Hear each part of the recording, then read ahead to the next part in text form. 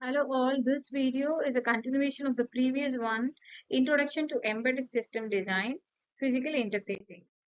So this is the pin diagram of low side driver ULN 2803A. Here we have 10 pins, pin 1 to 10.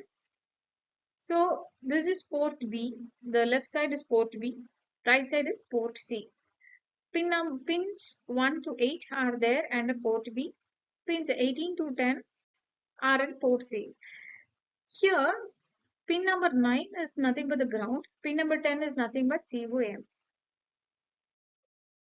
This is a diagram of a high side driver. Inside the UDN 2981A, we will be having the diodes interconnected with each other.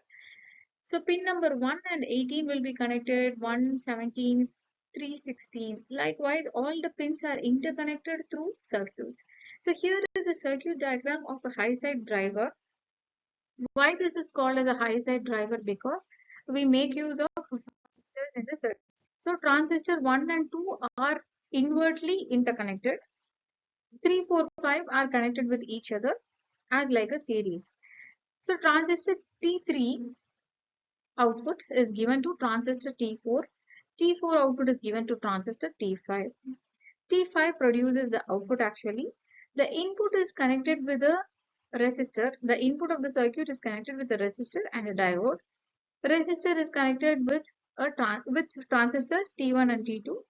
T2 output is given to a resistor. Resistor 1.5K is connected with a diode. Diode and resistors are finally connected with the output. So this is the circuit diagram of a high side driver.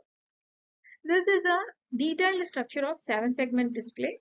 In the previous video, we have seen about the basic diagram of 7-segment display. So in one segment, the number 8 is divided into A, B, C, D, E, F, and G.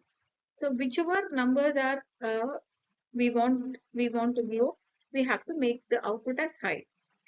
Microcontroller connected with VCC and ground. The anode and cathode are connected with the microcontroller and then with the 7-segment display. So between the 7-segment display and the anode, we have resistors connected with each other, and the cathodes are controlled by means of transistors Q1, Q2, Q3, and Q4. The circuit diagram is completely provided with the power supply VCC. This one is both side switching, driving, dot matrix display.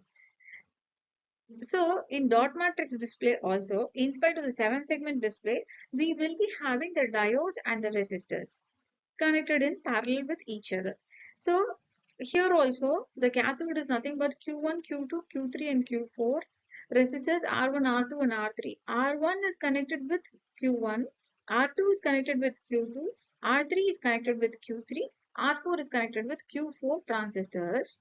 Transistors, one of the side it's provided with the power supply VCC, other side it is provided with the diodes.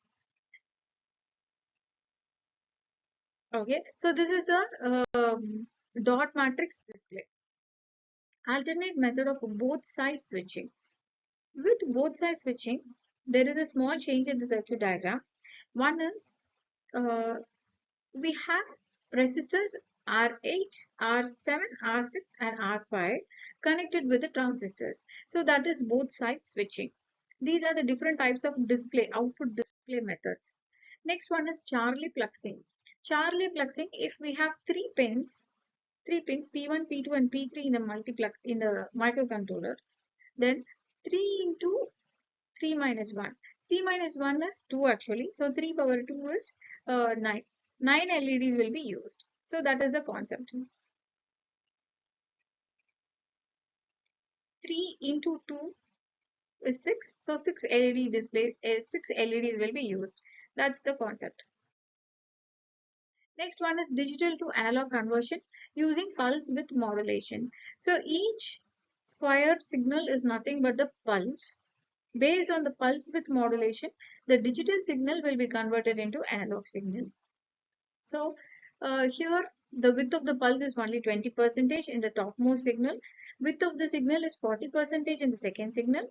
Width of the pulse is 50% and 80%. So when the pulse width is more, efficiency will be more, but time will also be more.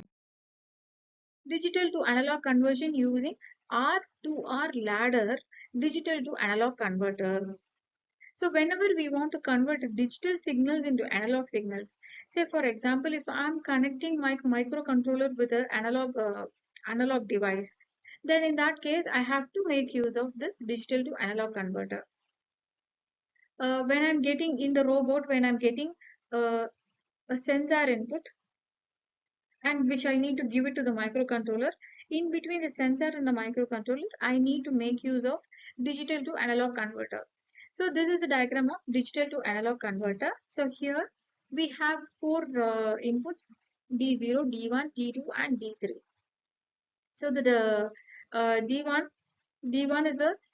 is connected with series of resistors R1, R2, R3, R4, R5, R6, R7 and R8 and finally it is given to the ground.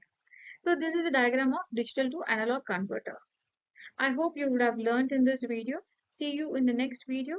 Until then it's bye from Radhika.